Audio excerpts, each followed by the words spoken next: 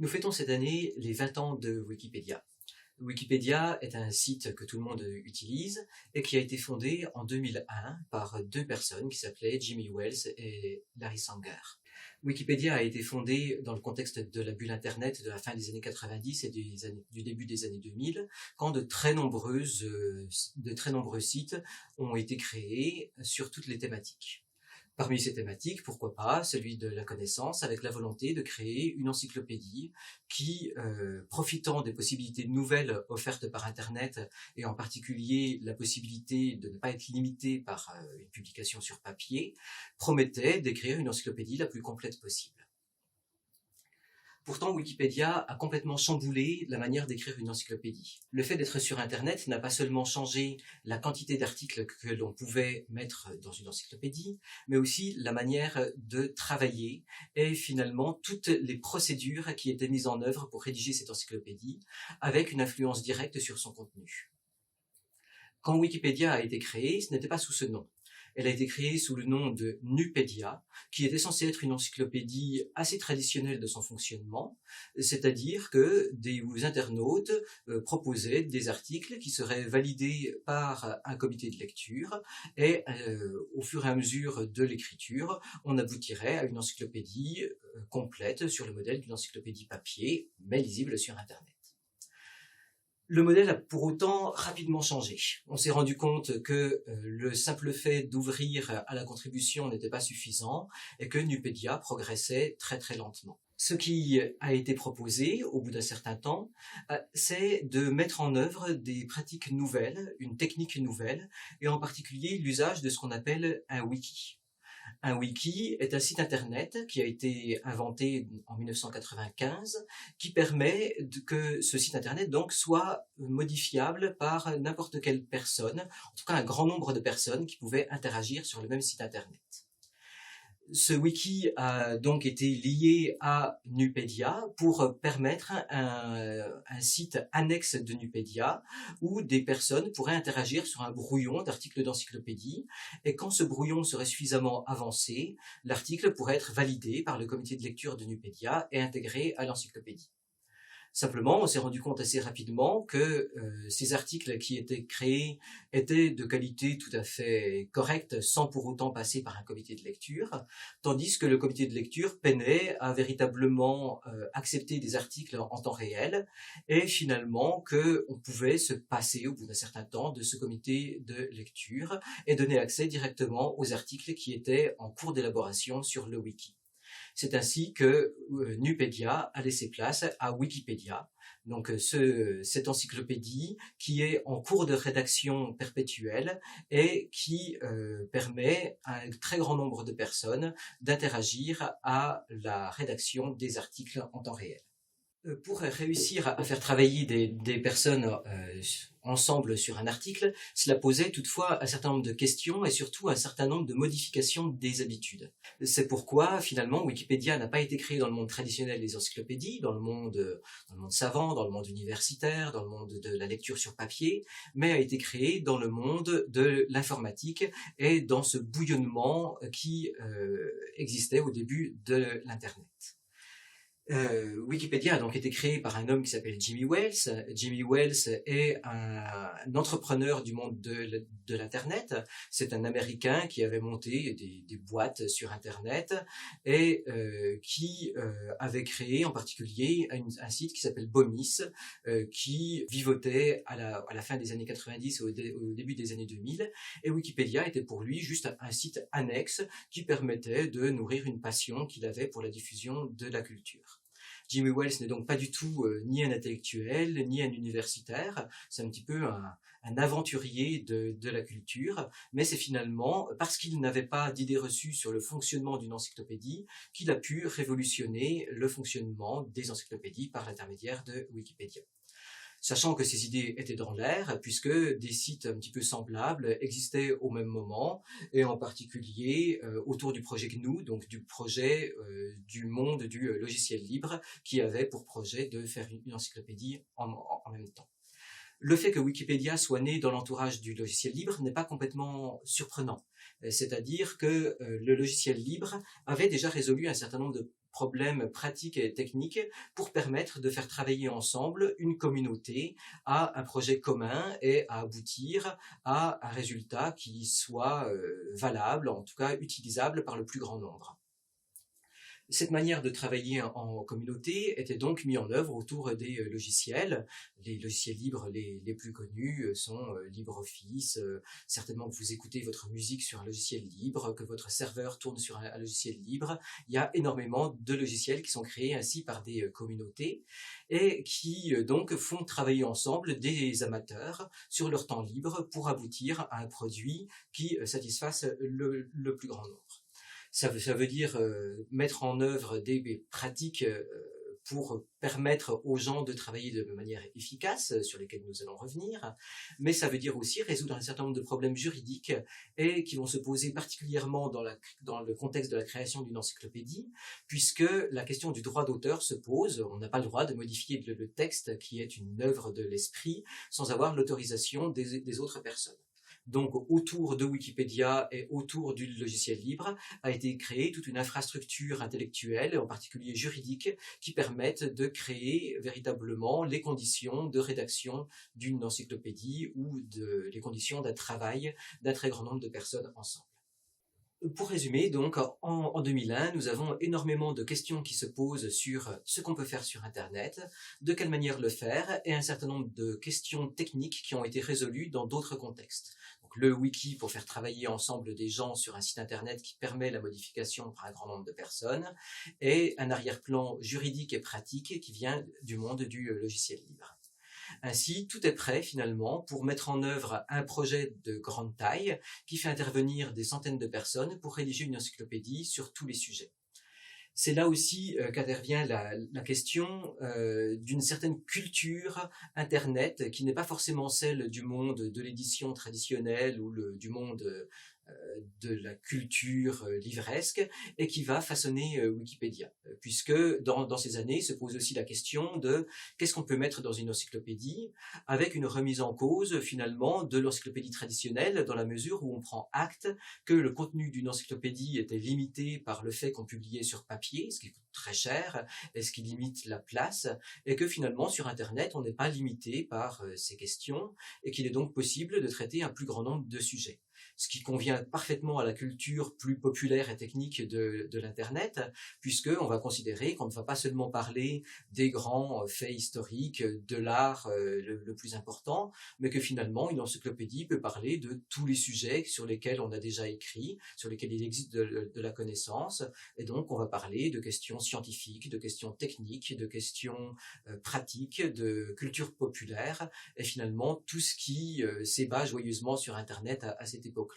et qui est parfois vu comme de mauvais goût ou en tout cas pas de la vraie culture dans le monde intellectuel traditionnel. Wikipédia va donc mélanger un petit peu toutes ces attitudes intellectuelles, techniques et pratiques pour créer une encyclopédie qui finalement renouvelle totalement le genre et qui va faire intervenir des personnes qui n'avaient pas l'habitude d'écrire dans une encyclopédie auparavant. Wikipédia va connaître un succès et va être un projet très original, justement par les types de personnes qui vont intervenir et la manière dont leur travail va être organisé au sein de la communauté. Les Wikipédiens, ce ne sont pas forcément des spécialistes, contrairement aux encyclopédies traditionnelles, ce sera des personnes qui pensent avoir quelque chose à ajouter à cette encyclopédie qui est d'accès libre et de rédaction libre, et qui vont finalement interagir sur des sujets qu'ils connaissent bien ou des sujets qu'ils connaissent moins bien, mais avec une multiplicité des points de vue, une multiplicité des intervenants, qui au bout du compte doit aboutir à un résultat suffisamment pertinent pour être lu par d'autres personnes. Ça sera le cas ou pas en fonction des articles et en fonction de la manière dont va être organisé leur travail. Alors, qui sont ces Wikipédiens? Officiellement, c'est un petit peu monsieur tout le monde, c'est toute personne qui a envie d'écrire un article dans Wikipédia. En réalité, ce sont des gens qui ont forcément une certaine identité sociologique, parce que tout le monde n'a pas pour vocation d'écrire dans une encyclopédie. Donc sur Wikipédia, on va trouver énormément d'étudiants qui interviennent, des gens qui ont fait plutôt des études, des gens qui sont à l'aise avec Internet, et au niveau mondial, plutôt des gens qui vivent dans des pays riches et qui donc peuvent se permettre d'avoir comme loisir d'écrire dans une encyclopédie.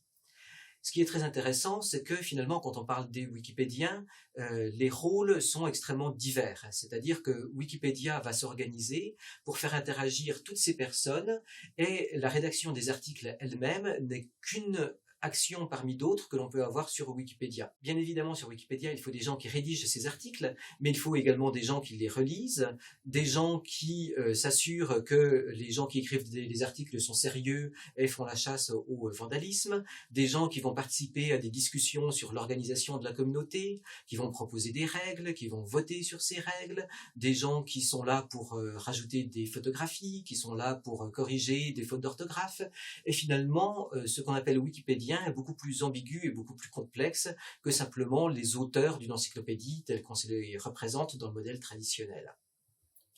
Ces Wikipédiens sont-ils nombreux? Oui et non. Sur une Wikipédia telle que la Wikipédia francophone,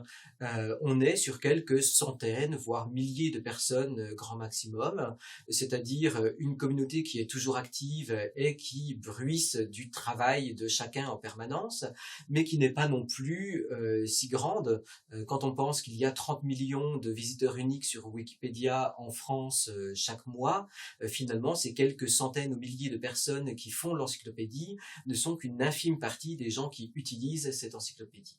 À côté des Wikipédiens qui rédigent des articles, nous avons donc plusieurs types d'autres Wikipédiens qui sont tout aussi importants, sans pour autant interagir sur le fond. On a par exemple des Wikipédiens qui vont surveiller ce que les autres font, ce qu'on appelle des patrouilleurs, puisque un des grands principes sur Wikipédia, c'est que tout est entièrement transparent, tout est entièrement visible, tout est public, et donc il y a non seulement la possibilité, mais le besoin que tout ce que font certaines personnes soit surveillé par d'autres. Et cette surveillance donne lieu à des actions, c'est-à-dire le fait de valider ou de ne pas valider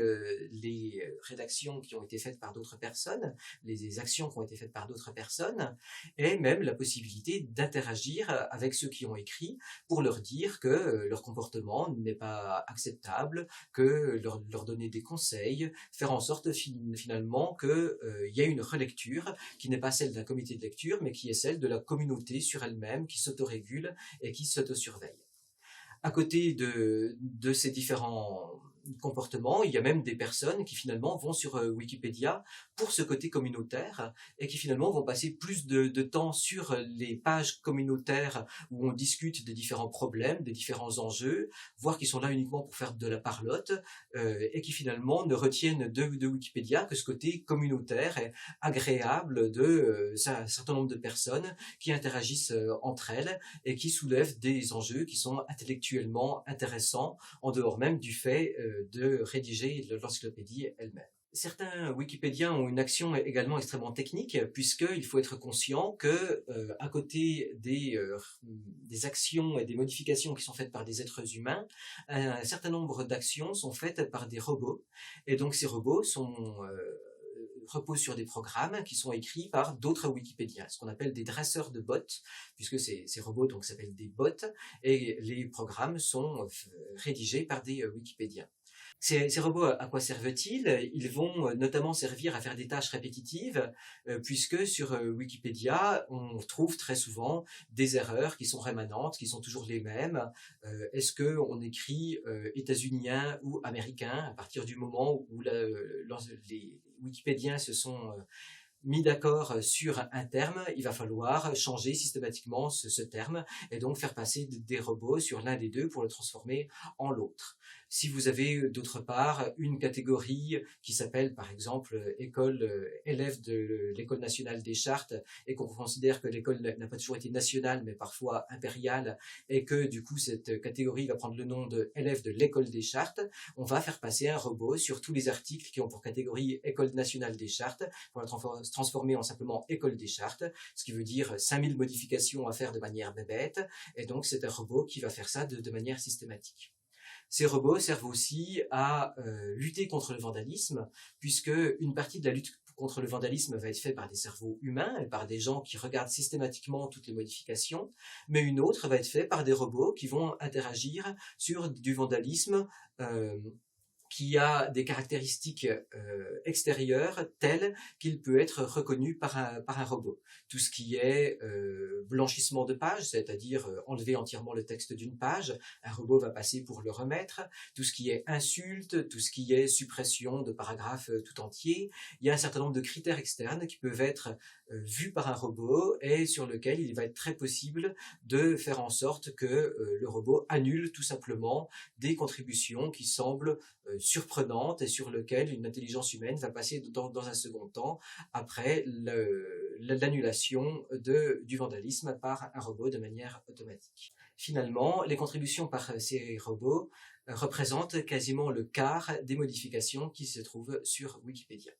Au sein même des wikipédiens qui rédigent des articles directement, la notion de communauté unique est aussi à interroger, puisqu'en réalité, il existe bien évidemment des règles qui s'appliquent sur Wikipédia, et ces règles sont votées par la communauté elle-même, mais ensuite, les différents contributeurs vont souvent s'organiser par thématique. Et il existe donc sur Wikipédia des projets qui ont souvent une certaine cohérence intellectuelle, une cohérence de pratique, avec des contributeurs qui se connaissent et qui parfois sont hermétiques aux autres communautés de rédaction. Vous aurez par exemple les wikipédiens qui interagissent sur les articles de sport, qui vont être quelques dizaines et qui auront des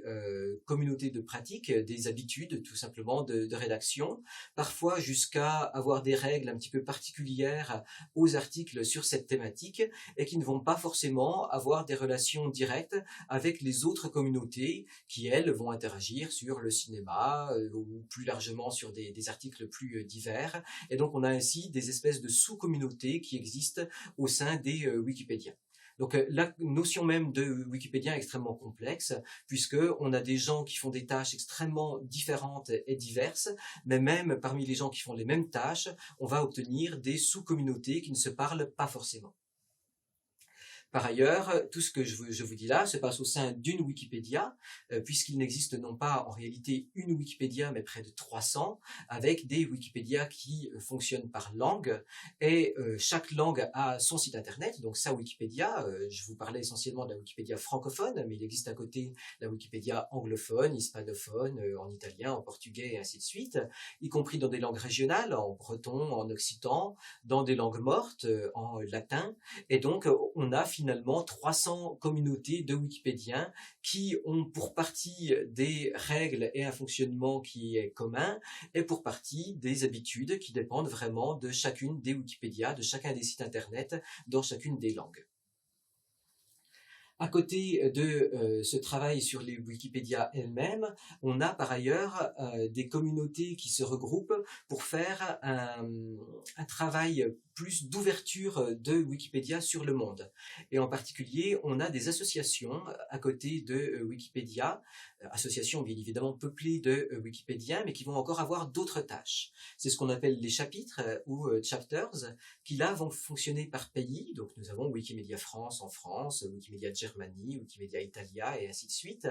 Et là, le rôle de ces chapitres va être de faire l'interface entre la communauté des Wikipédiens et la société, le grand public, les médias, le monde politique, pour finalement essayer de faire connaître et comprendre Wikipédia au monde extérieur. C'est quelque chose qui est très important puisque ça donne une place à Wikipédia au sein de la société, mais c'est aussi ça qui permettra de faire venir vers les Wikipédia des personnes qui n'étaient pas des contributeurs auparavant. Les chapitres vont ainsi organiser des ateliers de contribution pour former des personnes à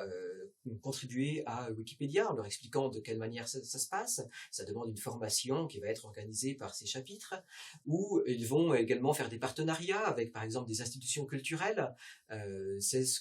que j'ai fait, par exemple, quand j'étais président de Wikimedia France. Nous avons signé des partenariats avec les Archives nationales, avec le Château de Versailles, avec le Centre Pompidou, pour faire en sorte que ces institutions qui veulent avoir une visibilité et qui veulent toucher un autre public vont intervenir en tant qu'institution sur Wikipédia. Et pour ça, ils passent par un intermédiaire qui peut leur donner des conseils, qui va être ces chapitres. Donc on a tout un petit monde finalement autour du monde des Wikipédiens qui va avoir vraiment des pratiques différentes et des rôles différents jusqu'à essayer de toucher le grand public et la société dans son ensemble.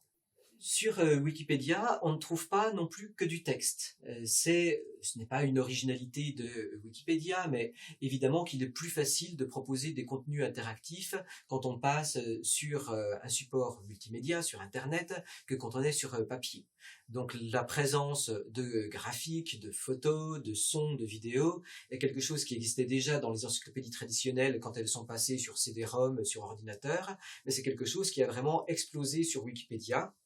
avec la nécessité véritablement de doubler une approche textuelle d'autres documents, en particulier visuels. Et c'est quelque chose qui a véritablement marqué l'histoire de Wikipédia, puisque dans un premier temps, ces photos en particulier étaient sur Wikipédia directement. Puis on s'est rendu compte que puisque les photos avaient besoin d'être sur les 300 Wikipédia différentes dans les 300 langues, on aurait peut-être meilleur temps de créer un site internet à côté qui permettrait de stocker l'intégralité des photos utilisables dans Wikipédia et que ce soit un site central, un site unique dans lequel les 300 Wikipédia iraient piocher. Ce site s'appelle Wikimedia Commons. Il a grandi au fur et à mesure du besoin en photo et de la possibilité de le nourrir. Il comporte maintenant près de 60 millions de fichiers librement réutilisables et il a une importance en tant que telle qui, à mon avis, vaut la peine de s'arrêter un petit peu pour expliquer comment tout ça fonctionne. Un des grands principes de fonctionnement de Wikipédia est que Wikipédia est placé sous une licence libre. Comme on l'a dit, ça vient du monde du logiciel libre qui lui a donné sa forme et qui a véritablement inspiré le fonctionnement de Wikipédia et qui est nécessaire d'un point de vue juridique puisque vous n'avez pas le droit de modifier l'œuvre d'une personne sans avoir son autorisation. Donc plutôt que de demander l'autorisation aux 1000 personnes qui ont contribué à un article de Wikipédia, on a créé un artefact juridique qui est de placer sa contribution sous une licence libre, qui est globalement un contrat qui signifie parmi mes droits d'auteur, je vais en conserver certains et par contrat que je signe, quand je fais ma contribution, je vais céder un certain nombre de droits qui pourtant me reviennent en tant qu'auteur et qui permettront à d'autres personnes d'avoir le droit de modifier le texte que j'ai écrit.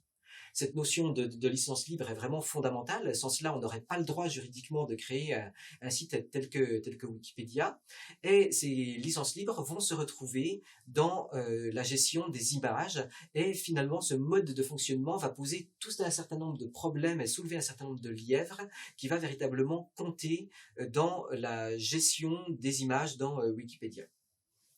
Ces licences libres, quelles sont-elles ?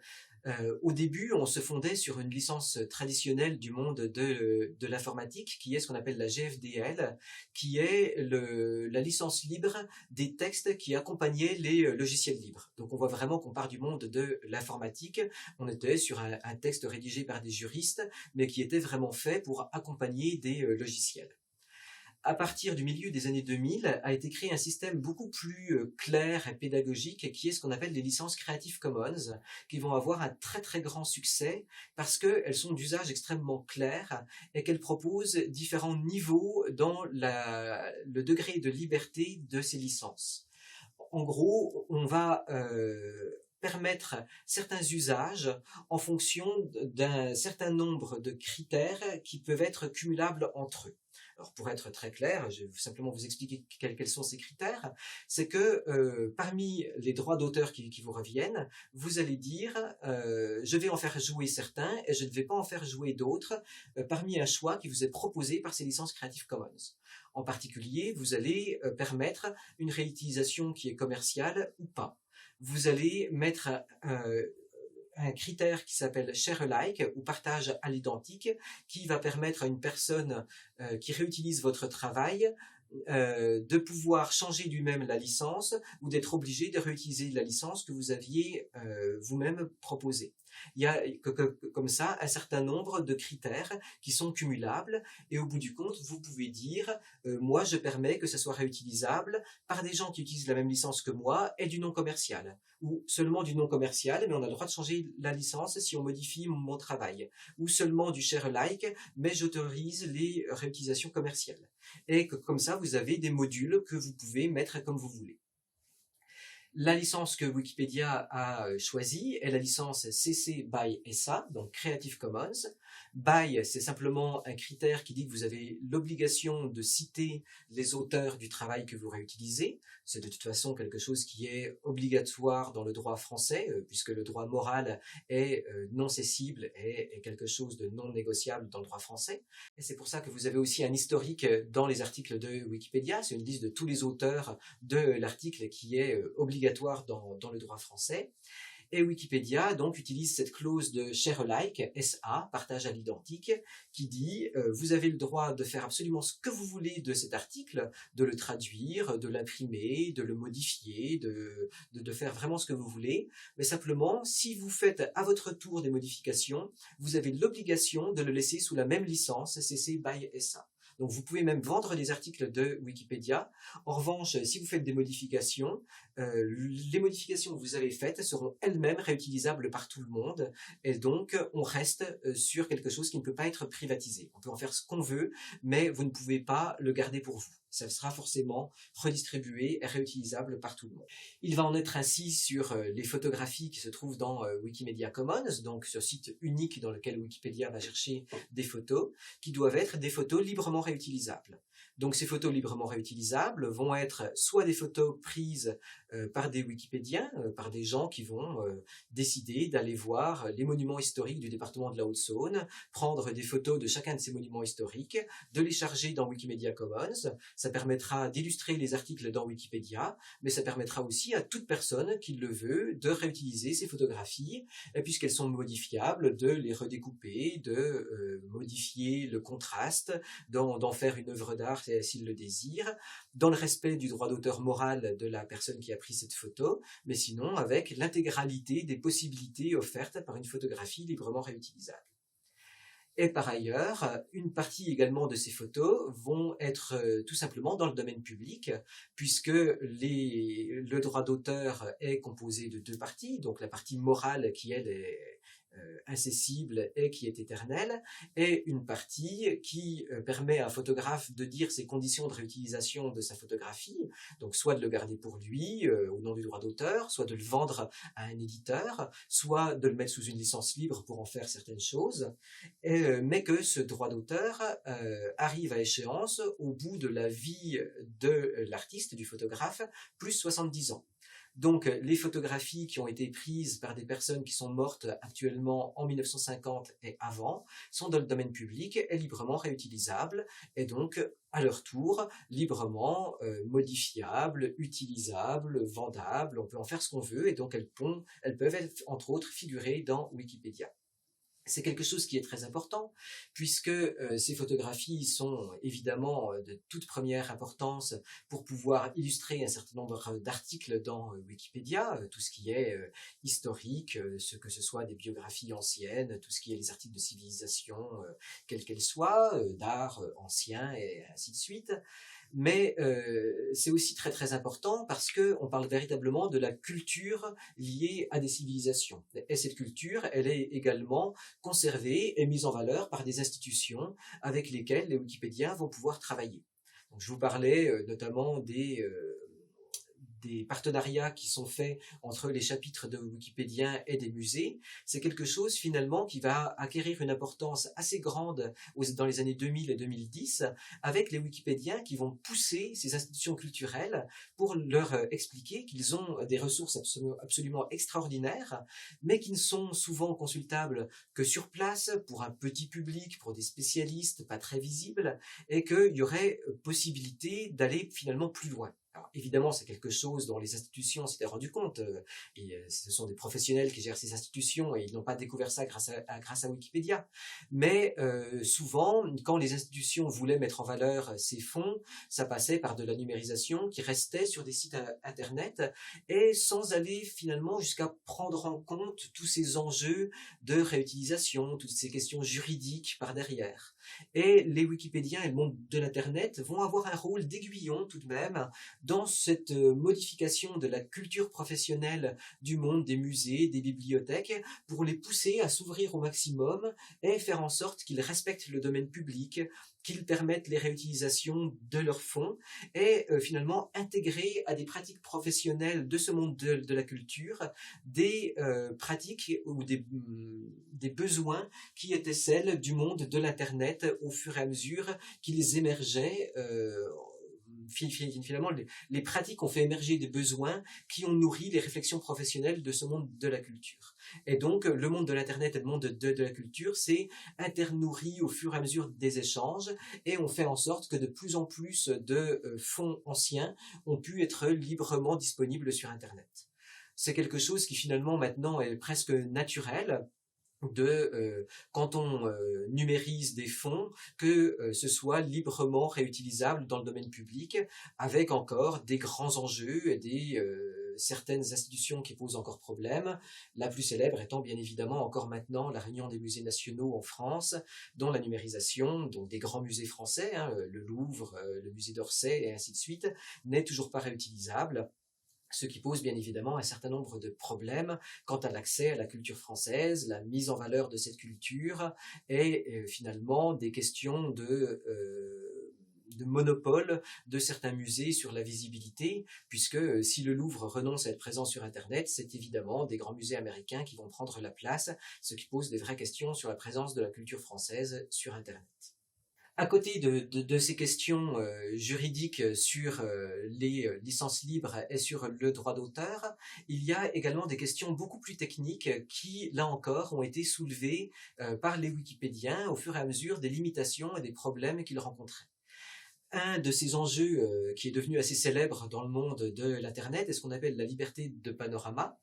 La liberté de panorama est une exception au droit d'auteur qui dit que quand une œuvre d'art protégée par le droit d'auteur encore maintenant se trouve dans l'espace public, il y a une exception qui permet de montrer cette œuvre d'art bien qu'elle soit encore dans le domaine public. Pour prendre un exemple très clair, vous prenez une photographie d'une sculpture de Dubuffet qui se trouve sur une place publique. Dubuffet est encore protégé par le droit d'auteur, puisqu'il est mort depuis moins de 70 ans. Donc normalement, vous ne devriez pas avoir le droit de prendre une photo du rond-point avec la sculpture de Dubuffet qui se trouve à Vitry-sur-Seine. En tout cas, si vous avez le droit de prendre la photo pour votre usage personnel, vous n'avez pas le droit de la diffuser sans avoir l'autorisation de Dubuffet ou de ses ayants droit, et certainement en payant une rémunération à ses ayants droit au titre du droit d'auteur. Ce qu'on appelle donc la liberté de panorama, ce serait une exception au droit d'auteur qui dit puisque finalement cette œuvre, bien que protégée par le droit d'auteur, est au vu de tout le monde, il devrait être normal que l'on puisse diffuser une image que finalement tout le monde a sous les yeux chaque jour. Ce n'est pas parce que ça se trouve dans une photographie ou sur Internet que le droit d'auteur devrait empêcher les gens de pouvoir diffuser finalement ce qui est un paysage qu'ils ont sous les yeux et une espèce finalement de privatisation du paysage que l'on a sous les yeux chaque jour. Ça se pose évidemment pour une œuvre d'art, mais ça se pose aussi pour des questions architecturales, puisqu'on ne s'en rend pas compte, mais le droit d'auteur touchant des gens qui sont morts jusqu'en 1950, ça peut être tout simplement un immeuble construit en 1900 par un jeune architecte, mais dont l'architecte est mort en 1951, et donc finalement, quand vous prenez une vue de Paris avec un bâtiment de 1900, vous ne le savez pas forcément, mais quand vous le mettez sur un réseau social, peut-être que vous êtes en train de commettre un délit, parce que vous allez à l'encontre du droit d'auteur de l'architecte qui a encore des droits d'auteur sur ce bâtiment, et un délit qui est lourdement pénalisé, puisque c'est un délit de contrefaçon qui est puni de 3 ans de prison. Donc on est évidemment devant des pratiques qui sont celles de Monsieur Tout-le-Monde, évidemment que tout le monde se prend en photo devant une sculpture dans les jardins la ville de Paris, dans les jardins qui sont devant le Louvre, et ainsi de suite.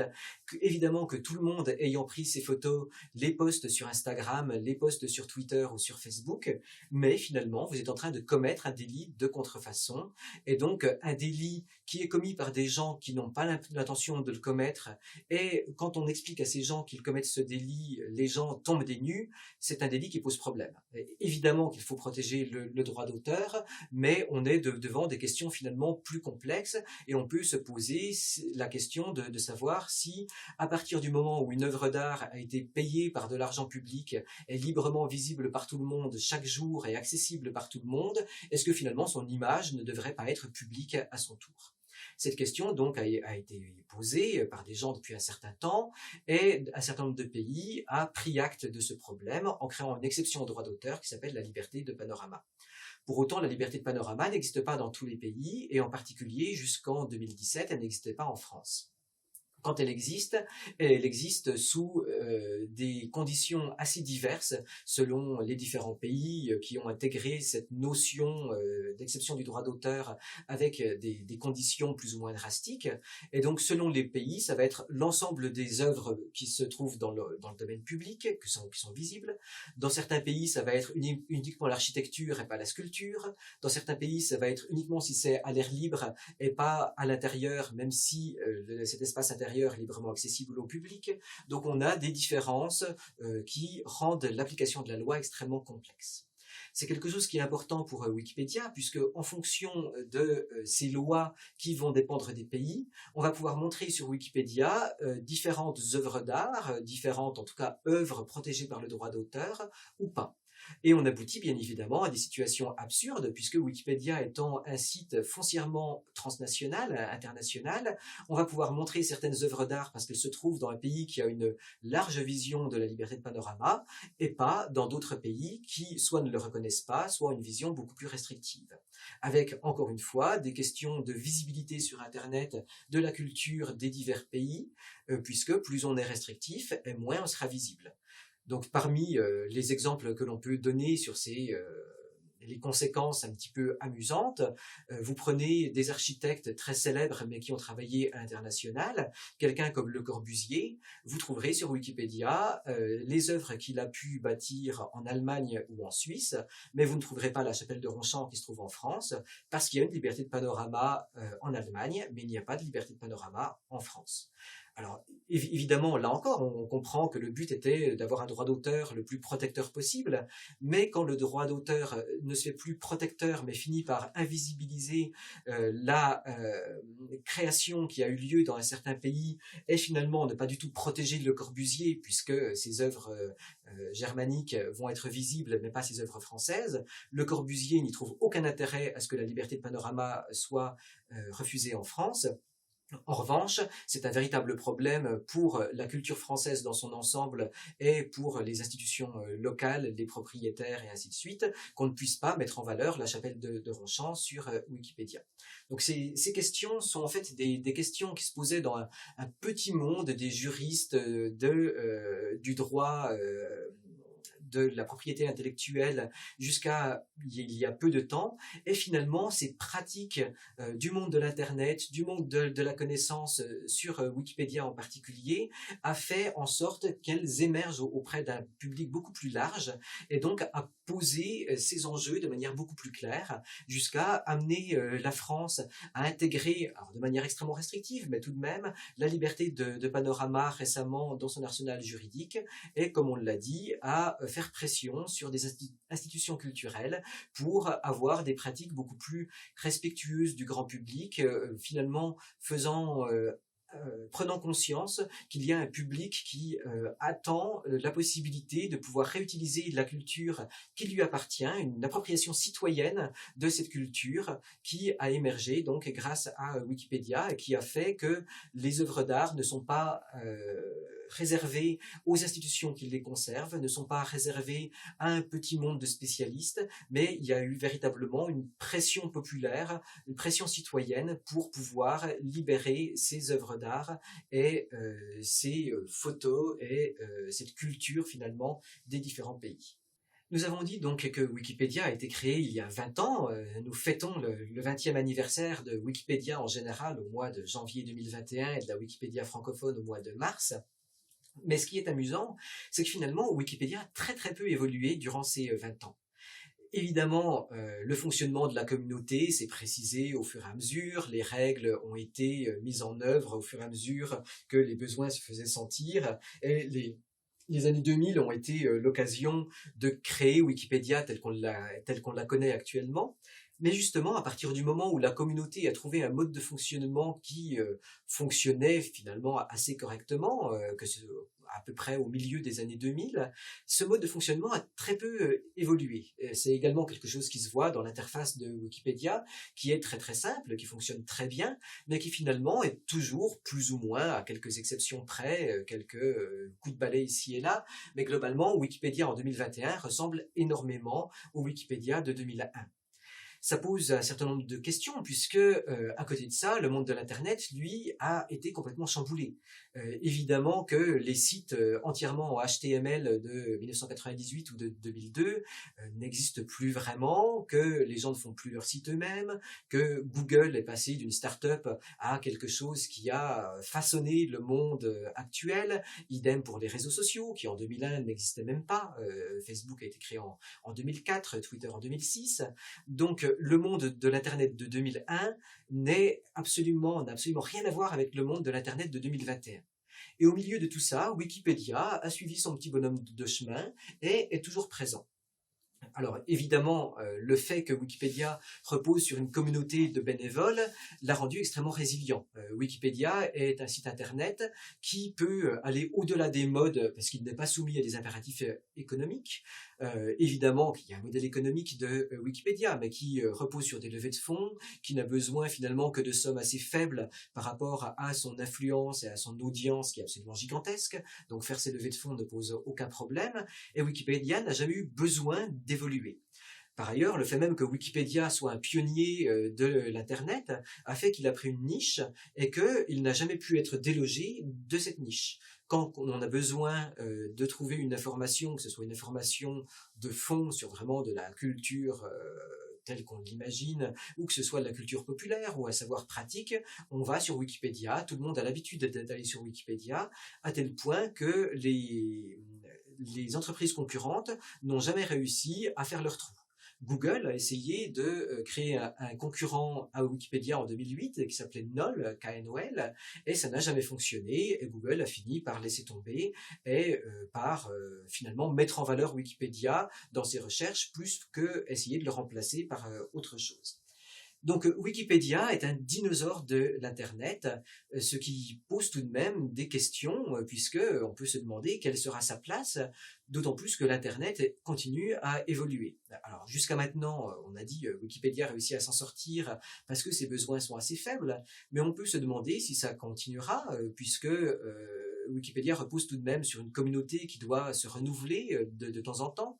On sait qu'il est tout de même assez difficile de renouveler cette communauté, que au fur et à mesure que Wikipédia a évolué, les conditions de contribution sont devenues plus drastiques. Pour réussir à s'intégrer dans la communauté, il faut connaître des règles qui sont de plus en plus complexes. Donc renouveler cette communauté est parfois un petit peu difficile.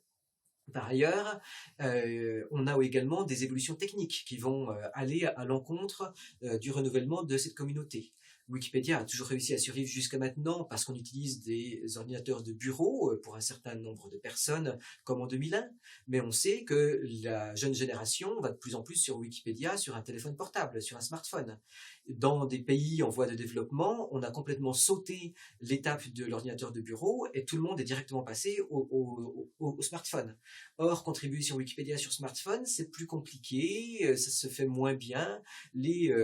applications ne sont pas forcément faites pour ça, et donc le fait de réussir à faire en sorte de conserver une communauté vivante sur smartphone peut poser un certain nombre de questions. Il n'est pas sûr que ça puisse se poursuivre. Donc, quand on me pose la question de quel est l'avenir de Wikipédia, est-ce que Wikipédia existera encore dans 20 ans pour son 40e anniversaire, la réponse est surtout on n'en sait rien. Il n'y a pas de raison que ça s'arrête tant que Wikipédia rend un service. Wikipédia, pour l'instant, rend ce service et le rend très bien. Wikipédia n'a pas de gros besoins, donc il n'y a pas de raison qu'il y ait un problème. Mais en même temps, on se rend compte que Internet évolue extrêmement vite et que des changements à la marge peuvent finalement tuer Internet, un site Internet très très rapidement. On a vu Yahoo disparaître en quelques années, MySpace et Facebook étaient au coude à coude, et maintenant Facebook est un géant alors que MySpace a disparu, et ainsi de suite. Donc que Wikipédia disparaisse, ce n'est pas complètement impossible, surtout que Wikipédia ne vaut que par le fait qu'on a cette communauté qui le fait vivre au jour le jour. Un Wikipédia qui serait fossilisé, qui serait finalement un endroit qui existe encore, mais où la communauté ne va plus faire la chasse au vandalisme, ne va plus mettre à jour les articles, serait un Wikipédia mort, et donc rapidement inutile, et duquel les gens se détourneraient rapidement. Donc la question de la survie de Wikipédia est une question complètement ouverte, et sur laquelle il est extrêmement difficile d'avoir une opinion tranchée. En revanche, ce qui est intéressant, c'est que Wikipédia évolue aussi dans son approche de la connaissance. Wikipédia, évidemment, c'est une encyclopédie à la fois totalement nouvelle, mais en même temps tout à fait traditionnelle, qui propose des textes sur différents sujets. Pour autant, on l'a vu, le fait même de rédiger cette encyclopédie a amené les Wikipédiens à se poser un certain nombre de questions et du coup à innover à la marge. Pas forcément dans Wikipédia elle-même, mais dans des sites qui vont permettre le fonctionnement de Wikipédia. Donc ça va être le cas de Wikimedia Commons, dont on vient de parler avec la question des images,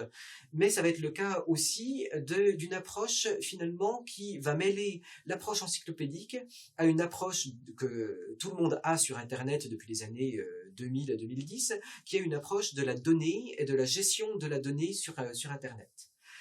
Typiquement, Wikipédia s'est posé cette question à partir de ce qu'on appelle les infobox. Les infobox sont cette partie de l'article de Wikipédia, qui est en haut à droite, qui va résumer l'article de Wikipédia avec les données factuelles sur un sujet. Quand vous ouvrez l'article sur la France, on va vous expliquer que c'est un pays d'Europe occidentale, qu'il fait 550 000 km², qu'il y a 60 millions d'habitants, que sa capitale est Paris. Ça, ce sont des données factuelles, ce sont des données que les gens vont souvent chercher dans les moteurs de recherche, et ce sont finalement des données qui sont les mêmes dans les différentes langues. Donc ce qui a été intéressant et ce qui a été choisi par les Wikipédiens, ça va être de sortir toutes ces données de Wikipédia pour les intégrer dans un site centralisé qui gère uniquement justement ces données. C'est très très utile pour les Wikipédiens parce que quand Emmanuel Macron est élu en 2017, on a besoin dans l'infobox sur la France de dire que le chef de l'État n'est plus François Hollande mais Emmanuel Macron. Alors évidemment qu'en France, cette modification dans Wikipédia, ça va être fait en quelques secondes. Mais dans une langue indonésienne, peut-être qu'il faudra attendre 2 jours pour qu'on mette ça à jour. Imaginez que le chef de l'État du Botswana change, je ne suis pas sûr qu'il y ait beaucoup de francophones qui se ruent sur Wikipédia pour mettre le nom du nouveau président. Donc ce qu'on s'est dit, c'est que finalement pour que l'information soit à jour, autant la centraliser pour que finalement ce qu'on trouve dans les infobox soit une information qui est à un endroit précis et que quand que ce soit Emmanuel Macron ou le président du Botswana change, on va le changer dans Wikidata et immédiatement l'information se répercute dans les 300 Wikipédia qui va faire un lien automatiquement vers l'article sur Emmanuel Macron dans chacune des langues en fonction de la Wikipédia dans laquelle c'est intégré. Donc Wikidata est devenu un endroit qui est fondamental pour le fonctionnement des Wikipédia. Mais c'est également bien plus que cela, puisque finalement, à partir du moment où on va avoir de la donnée centralisée sous forme sémantique, donc de la donnée qui a un sens, sous forme de triplet, c'est-à-dire la France est un pays d'Europe occidentale, Emmanuel Macron est le président de la France, Emmanuel Macron est né en 1977, Les Misérables sont une œuvre de Victor Hugo. On a de la donnée qui a un sens et qui est interrogeable par des programmes informatiques. Donc finalement, cette information va pouvoir être réutilisable non seulement par les Wikipédiens, mais par tous les sites internet qui vont se fonder sur de la donnée pour créer leur propre service. Finalement, quand vous allez créer un site qui vous donne les horaires des trains, vous allez utiliser cette donnée qui vient de Wikidata pour voir que la ligne Paris-Lyon va de Paris jusqu'à Lyon, et que quand on parle de Paris, c'est Paris en France et pas Paris au Texas, et que Paris en France est également relié par une autre voie de chemin de fer à tel endroit, et que à côté, que dans Paris, il y a telle ou telle gare, que ces gares sont à côté de telle ou telle attraction, et vous allez pouvoir créer, par exemple, une entreprise de service qui vous dira, vous êtes arrivé à la gare de Lyon à 17h55, pourquoi ne pas visiter le jardin des plantes qui ferme à 19h? Et finalement, tous ces sites internet reposent de plus en plus sur de la donnée qu'ils vont chercher dans différents sites. Et en proposant cette donnée structurée de manière massive, Wikidata finalement se place au centre de tout ce web de données qui a fleuri dans le monde dans les années 2010. Donc Wikidata est devenu vraiment fondamental dans le fonctionnement des sites internet actuellement. Par ailleurs, c'est un site qui est absolument passionnant, y compris quand on a une approche encyclopédique et de recherche purement intellectuelle, puisque, étant donné que toutes ces données sont structurées et sémantisées, on peut faire des recherches extrêmement précises qu'on ne pouvait pas faire auparavant, et donc par des requêtes au sein de Wikidata, trouver une information qui n'était pas disponible auparavant. Si vous voulez faire une requête qui vous demande trouvez-moi tous les romans anglais publiés au XIXe siècle dont l'action se passe à Aix-en-Provence, vous pouvez le faire maintenant. Si vous voulez, à partir des liens entre les différents graveurs du XVIIe siècle, dont l'un épouse la fille de l'autre, faire une data visualisation des arbres généalogiques entre les liens de famille de tous les graveurs à Paris au XVIIe siècle, vous pouvez le faire grâce à Wikidata. Donc finalement, Wikidata est devenu un site central pour le fonctionnement pratique de l'Internet actuel et pour le monde de la connaissance qui va finalement bien au-delà de rédiger des articles.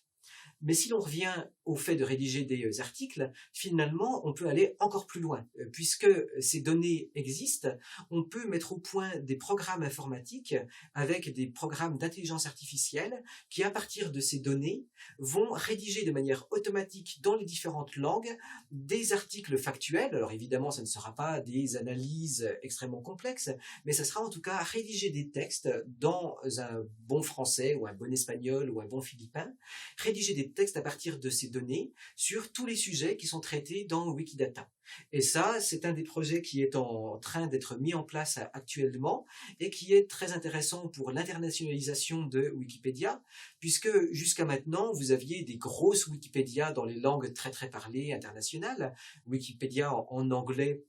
fait 6 millions d'articles, Wikipédia en français fait 2 millions d'articles, mais vous avez tout un tas de petites Wikipédia, en particulier dans des langues de pays en voie de développement, la Wikipédia en Hausa au Nigeria, la Wikipédia en Wolof, qui est la première encyclopédie en Wolof qui ait jamais existé, qui sont formidables, mais qui existent actuellement en quelques dizaines de milliers ou centaines de milliers d'articles. Et finalement, avec cette idée de rédiger des articles de manière automatique à partir de Wikidata, on va pouvoir nourrir ces Wikipédia dans des langues plus rares, ou en tout cas dans des langues où les communautés n'ont pas suffisamment accès aux nouvelles technologies pour pouvoir rédiger ces articles, et faire en sorte qu'il y ait une égalité d'accès à la culture, quelle que soit la langue que l'on utilise. Et donc,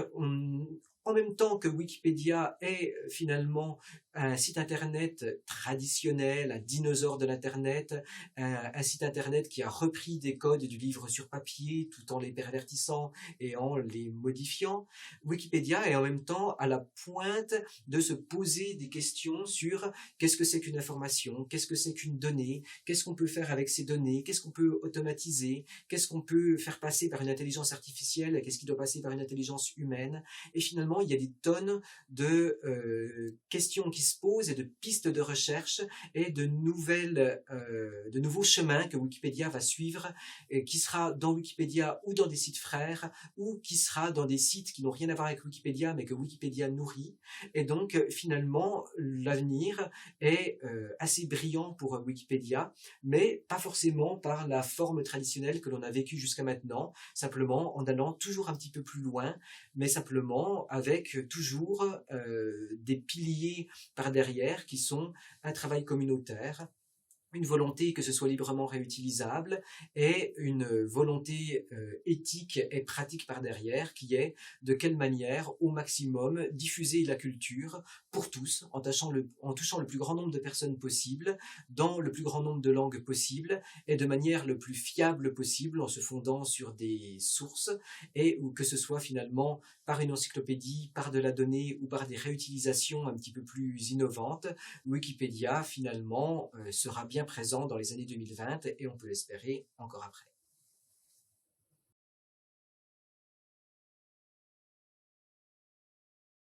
Quel est le point commun entre la DCRI, les services secrets français, et Amélie Nothomb? Le lien avec Wikipédia et les informations qui y sont diffusées. Ce sont deux exemples qui figurent dans mon livre Wikipédia qui vient de paraître aux éditions First.